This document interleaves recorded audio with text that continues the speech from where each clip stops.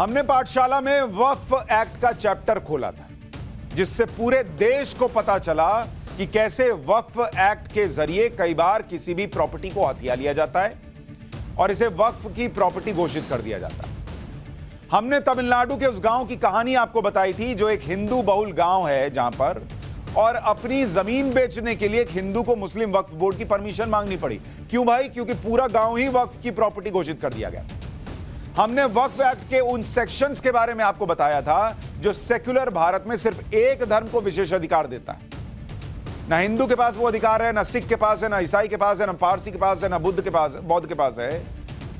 बस मुसलमानों को वो अधिकार मिला हुआ है सेक्युलरिज्म के नाम पर। जब हमने ये चैप्टर खोला तो पूरा देश जागा और आज हर जगह वक्फ की जमीन जायदाद की बात हो रही है। वैसे ही जैसे जब हमने ज्ञानवापी का मुद्दा उठाया तब देश जागा और ज्ञानवापी पर अलग अलग चैनल्स ने चर्चा शुरू की। वैसे ही जैसे हमने मथुरा का मुद्दा उठाया, उसका वो इतिहास बताया जिसकी चर्चा, पाठशाला की चर्चा अदालत तक में की गई, तब दूसरे चैनल्स आए।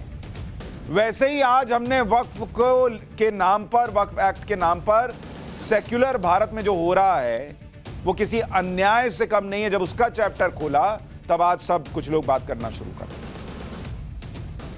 आज मैं वक्फ की इन प्रॉपर्टीज पर एक और बड़ा खुलासा करने जा रहा हूं कि कैसे कांग्रेस के राज में वक्फ बोर्ड मुस्लिम वोट पाने का जरिया बना दिया गया था। मैं ये क्यों कह रहा हूं कि कांग्रेस के राज में वक्फ बोर्ड को मुस्लिम वोट पाने का जरिया बनाया गया, इसके लिए आपको कुछ दस्तावेज दिखाता हूं, लेकर आया हूं। द गैजेट ऑफ इंडिया, ये लिखा हुआ है ना, भारत सरकार का दस्तावेज है, और ये एक सीक्रेट दस्तावेज भी लेकर आया हूं, और ये दोनों कांग्रेस के जमाने के हैं, यूपीए सरकार के जमाने में। पहला जो आपको गैजेट दिखा रहा हूं, ये भारत सरकार का गैजेट है जो मार्च 2014 का है, यानी 2014 में चुनाव के ठीक पहले का गैजेट। ये उस वक्त का गजट है जब मनमोहन सिंह प्रधानमंत्री थे और केंद्र में कांग्रेस की यूपीए सरकार थी। इस गजट में जो कहा गया है आप सुनकर हैरान रह जाएंगे बॉस, क्योंकि इस गजट के जरिए दिल्ली की एक नहीं, दो नहीं, 123 सरकारी प्रॉपर्टीज को दिल्ली वक्फ बोर्ड के हवाले कर दिया गया। 123 सरकारी प्रॉपर्टीज।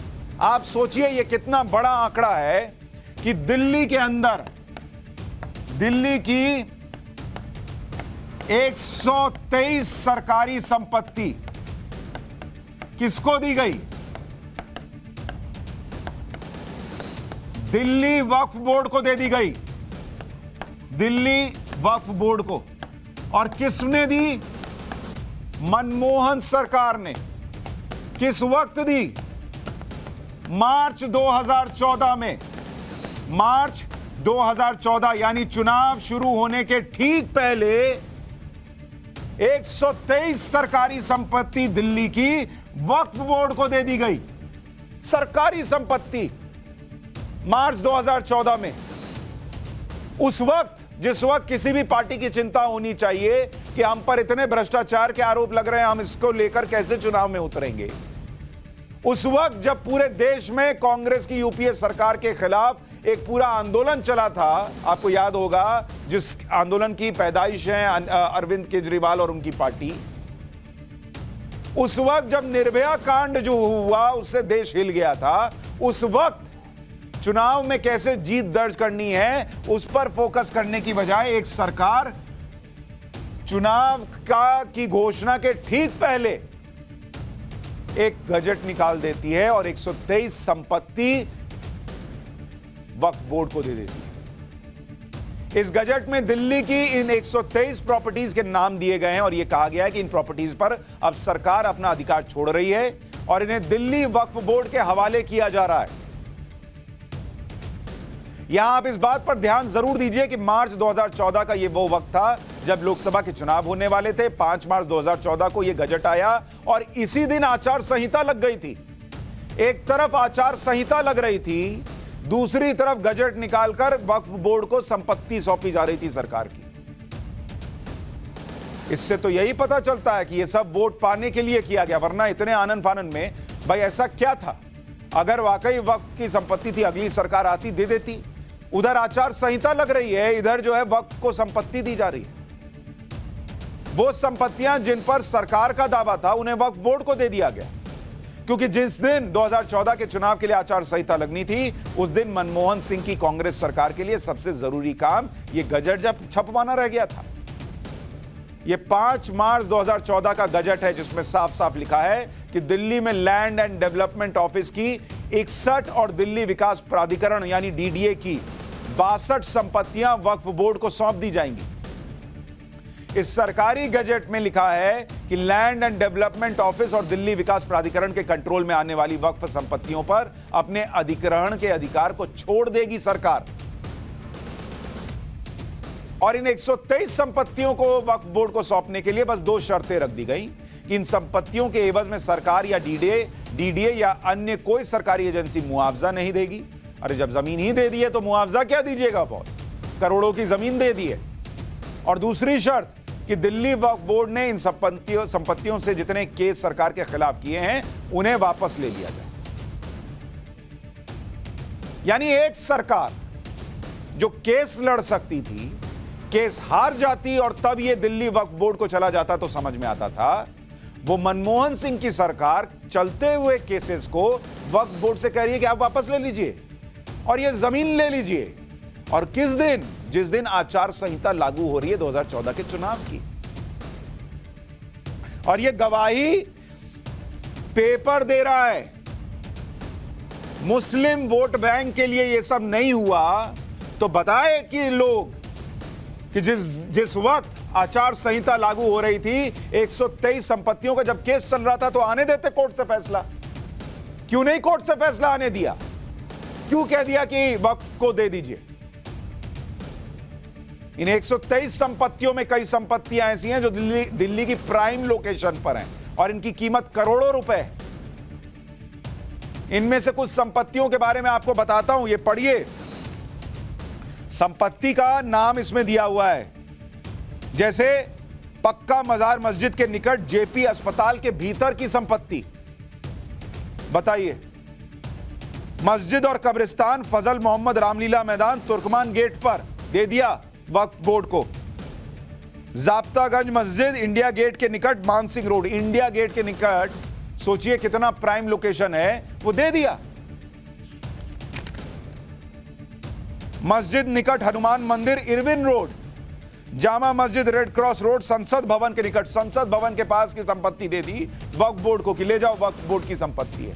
ऐसी पूरी लिस्ट है बॉस 123 संपत्ति की। और अगर केस हार जाते तो समझ में आता था, खुद से दे दिया, क्या देख के दे दिया? और अगर देख रखा था तो केस किस बात का लड़ रहे थे? और इतनी क्या ऐसी क्या चीज दिख गई चुनाव के ठीक पहले कि उठाकर वक्फ बोर्ड को दे दिया? और यह सरकार की, मनमोहन सिंह की, सोनिया गांधी की, यूपीए सरकार की संपत्ति है बॉस। ये हमारी आपकी देश की संपत्ति है। दे दिया उठाकर वक्फ बोर्ड को चुनाव के पहले। जिस दिन मनमोहन सरकार ने सरकारी आदेश निकालकर सरकारी जमीन वक्फ के हवाले कर दी थी, उसी दिन शहरी विकास मंत्रालय के तत्कालीन अतिरिक्त सचिव जेपी प्रकाश ने शहरी विकास मंत्रालय के ही तत्कालीन सचिव सुधीर कृष्णा को एक लेटर लिखा था। और यह चिट्ठी भी मेरे पास है। आप सोचिए कितनी ताबड़तोड़ कार्रवाई हो रही थी कि कहीं आचार संहिता लग जाए और ये जमीनें हम ना लौटा पाए तो क्या होगा। जैसे आसमान फट जाएगा, धरती फट जाएगी, आसमान गिर पड़ेगा। 5 मार्च को यह चिट्ठी लिखी गई थी और इस लेटर में यह लिखा गया था, बताया गया था कि कैबिनेट के फैसले को लेकर 4 मार्च को सचिव ने एक कॉल कर दिया था जिसमें 123 संपत्तियों पर फैसले के बारे में बताया गया है जिन्हें सरकार के कंट्रोल से हटाकर वक्फ बोर्ड के हवाले किए जाने का फैसला हुआ था। इसमें कहा गया कि कैबिनेट के फैसले को लागू करने के लिए आधिकारिक तैयारी कर ली जाए। एक कॉल बॉस, एक कॉल हुआ। सोचिए, दिल्ली की 123 प्रॉपर्टीज, प्राइम प्रॉपर्टीज, एक फोन कॉल चली गई वक्फ बोर्ड के पास। यह है इस देश का सेक्युलरिज्म। सेक्युलरिज्म। हिंदू राम मंदिर के लिए लड़ रहा है सालों साल कोर्ट में, और उस जमाने में कपिल सिब्बल जाकर और वकील जाकर बता रहे हैं कि राम काल्पनिक चरित्र थे। ज्ञानवापी में मंदिर के लिए हिंदू कोर्ट में लड़ रहा है और वक्फ की 123 संपत्ति एक कॉल पर ट्रांसफर हो गई। दिल्ली की 123 सरकारी संपत्तियों को दिल्ली वक्फ बोर्ड के नाम किए जाने पर उस वक्त वीएचपी यानी विश्व हिंदू परिषद ने विरोध किया था। विश्व हिंदू परिषद ने इस फैसले के खिलाफ चुनाव आयोग से शिकायत भी की थी। विश्व हिंदू परिषद ने मांग की थी कि इस फैसले को वापस लिया जाए क्योंकि यह मॉडल कोड ऑफ कंडक्ट का उल्लंघन करता है। वीएचपी ने आरोप लगाया कि अल्पसंख्यकों के वोट पाने के लिए यह फैसला लिया गया। वीएचपी कह रही थी कि जो संपत्ति दिल्ली वक्फ बोर्ड के नाम कर दी गई उसमें कई संपत्ति दिल्ली की प्राइम लोकेशन पर है। वक्फ बोर्ड इसको बेच सकता है। ज्यादातर संपत्ति Connaught Place, Mathura road, Lodhi road, Mansingh road, Pandara road, Ashoka road, Janpath, Sansad Marg, Karol Bagh, सदर बाजार, दरियागंज और जंगपुरा में है। और जो लोग दिल्ली का इतना भी जानते होंगे वो समझते होंगे कि कितनी प्राइम प्रॉपर्टीज थी। वीएचपी ने इसके खिलाफ दिल्ली हाईकोर्ट में याचिका डाली। याचिका पर सुनवाई करते हुए दिल्ली हाईकोर्ट ने 20 अगस्त 2014 को यह कहा कि इस मामले में सभी पक्षों को सुना जाना चाहिए और केंद्र सरकार इस पर फैसला ले। इसके बाद साल 2016 में मोदी सरकार ने इस मुद्दे पर एक सदस्यीय कमेटी बनाई। मोदी सरकार ने जो एक सदस्यीय कमेटी बनाई उसने 10 अगस्त 2016 को एक नोटिफिकेशन जारी किया और यह बताया कि इस मामले में जिस पक्ष को भी जो भी आपत्ति है वो लिखित में दे सकता है, वो कमेटी के सामने बयान दे सकता है। साल 2017 में कमेटी ने अपनी रिपोर्ट शहरी विकास मंत्रालय को सौंप दी। अगस्त 2018 में मोदी सरकार ने इस मुद्दे पर यह कहते हुए 2 सदस्यीय कमेटी बनाई कि पहले वाली कमेटी की रिपोर्ट पूरी नहीं थी। नवंबर 2021 में दिल्ली विकास प्राधिकरण ने इस संबंध में एक पब्लिक नोटिस भी जारी किया और कहा कि जिन्हें भी इन संपत्तियों के संबंध में कुछ आपत्ति है वो बता सकते हैं। जब मोदी सरकार ने 2 सदस्यीय कमेटी बनाई तो दिल्ली वक्फ बोर्ड ने दिल्ली हाईकोर्ट में याचिका दी। दिल्ली वक्फ बोर्ड ने इस बात पर आपत्ति जताई कि केंद्र सरकार ने 123 संपत्तियों में एक संपत्ति को आईटीबीपी को आवंटित कर दिया था। वक्फ बोर्ड 123 में से एक संपत्ति छोड़ने को तैयार नहीं है। कह रहा आईटीबीपी को दे दिया, और आईटीबीपी को दिया तो देश के लिए ही दिया होगा ना। देश के लिए एक संपत्ति नहीं छोड़ रहे। और हमारे यहां प्रधानमंत्री मनमोहन सिंह जी की सरकार चुनाव में जाने के पहले 123 संपत्ति देकर चली गई और वक्फ बोर्ड कह रहा है आईटीबीपी को क्यों दे दी एक संपत्ति। यह संपत्ति दिल्ली के मथुरा रोड पर स्थित एक कब्रिस्तान है। कब्रिस्तान छोड़ने को तैयार नहीं है। जो दुनिया छोड़ के चले गए उनके लिए जगह छोड़ने को तैयार नहीं है। साल 2017 में इस जमीन को आईटीबीपी को दिया गया था। वक्फ बोर्ड ने हाईकोर्ट में यह दलील दी कि साल 5 मार्च 2014 को केंद्र सरकार ने 123 संपत्तियों का अधिकार उन्हें दे दिया। भाई उनके पास तो है, ये गजट है। वो कह रहे कि हमको दे दिया, अब क्या, अब हम नहीं देंगे। इसलिए संपत्ति को वक्फ से नहीं लिया जा सकता। हालांकि दिल्ली वक्फ बोर्ड को हाईकोर्ट से राहत नहीं मिली। हाईकोर्ट ने कहा कि यह बहुत अनकॉमन नहीं है बॉस कि कब्र को शिफ्ट किया जाए अगर वो किसी विकास परियोजना के लिए रोड़ा बन रही है। हाईकोर्ट ने केंद्र सरकार के फैसले पर रोक लगाने से इनकार कर दिया और वक्फ बोर्ड को मुंह की खानी पड़ी। पर आप सोचिए, जो जगह आईटीबीपी को मिलनी चाहिए थी वो जगह वक्फ बोर्ड को उठाकर दे दी एक सरकार ने चुनाव के ठीक पहले। और हाईकोर्ट कह रहा है कि भाई विकास के काम के लिए हो रहा है तो ठीक है। सरकार को नहीं लगा कि इन जमीनों पर कितना विकास का काम हो सकता था। और मैं आपको यह भी बता दूं कि यह सिर्फ 2014 में चुनाव के पहले मनमोहन सरकार ने कर दिया, ऐसा मामला नहीं है। कल हमारे शो में विष्णु जैन जी आए थे, वो बता रहे थे कि जब भारत का बंटवारा हुआ, इधर से मुसलमान पाकिस्तान गए, वहां से हिंदू इधर आए, तो यहां कई ऐसी जमीनें थीं जो सरकार के पास आ गई और कहा गया कि भाई वो जो हिंदू बेचारे अपना जमीन उधर छोड़कर आए हैं, जायदाद छोड़कर आए हैं, उनको दे दीजिए, उनको बसा दीजिए। राजीव गांधी सरकार ने वो जमीनें उठाकर वक्फ बोर्ड को दे दी और वो बेचारे हिंदू जो सब छोड़कर आए थे, विष्णु जैन जी का कहना है कि वो वहां पर किराया देकर रहते हैं। ये इस देश में हिंदुओं का हाल किया गया है। यहां एक बात पर आप ध्यान दीजिए कि दिल्ली वक्फ बोर्ड प्रॉपर्टी पर अधिकार के लिए सरकार के खिलाफ भी कोर्ट चला गया और यह तो सिर्फ 123 प्रॉपर्टीज की बात थी जिन पर सरकार ने अपना अधिकार छोड़कर वक्फ को दे दिया। सोचिए पूरी दिल्ली में ऐसी कितनी प्रॉपर्टी होगी। जिस तरह से इनका स्टैंड रहा है उससे तो यही लगेगा कि वक्फ बोर्ड चाहे तो आधी से ज्यादा दिल्ली पर उसी का कब्जा होगा। और अगर यही रहा तो देश के पीएम का घर और सेंट्रल विस्टा का पूरा एरिया जिसमें नई संसद भी आती है वो भी वक्फ बोर्ड का हो जाएगा। क्योंकि ये जो आप देख रहे हैं सेंट्रल विस्टा, इसकी हालत समझिए। पिछले साल ही दिल्ली वक्फ बोर्ड ने हाईकोर्ट में याचिका डाल दी थी। याचिका में कहा था कि 6 ऐसे धार्मिक स्थल हैं जो सेंट्रल विस्टा रीडेवलपमेंट प्रोजेक्ट के तहत आने वाले एरिया के अंदर या उसके आसपास हैं। वक्फ बोर्ड ने कहा कि इन 6 संपत्तियों में से 5 तो मस्जिद हैं जो 100 साल पुरानी है। इसमें मस्जिद ज़ाब्तागंज, जामा मस्जिद नई दिल्ली, मस्जिद सुनहरी बाग, मजार सुनहरी बाग, मस्जिद कृषि भवन, मस्जिद वाइस प्रेसिडेंट हाउस है। दिल्ली वक्फ बोर्ड ने मांग रखी कि इन संपत्तियों को बचाना जरूरी है। तब हाईकोर्ट ने कहा कि यह संभव नहीं है बॉस, सेंट्रल विस्टा के प्रोजेक्ट पर रोक का आदेश पारित किया जाए, क्योंकि सुप्रीम कोर्ट ने पहले ही इस पर रोक लगाने से इनकार कर दिया है। कोर्ट में केंद्र की तरफ से भी यह कहा गया कि सेंट्रल विस्टा के प्रोजेक्ट से दिल्ली वक्फ बोर्ड की संपत्तियों का कोई नुकसान नहीं पहुंचाया जा रहा। लेकिन कल को ये उठ के दावा ठोक देंगे कि अरे ये पीएम का घर भी वक्फ संपत्ति है, हर चीज वक्फ संपत्ति है।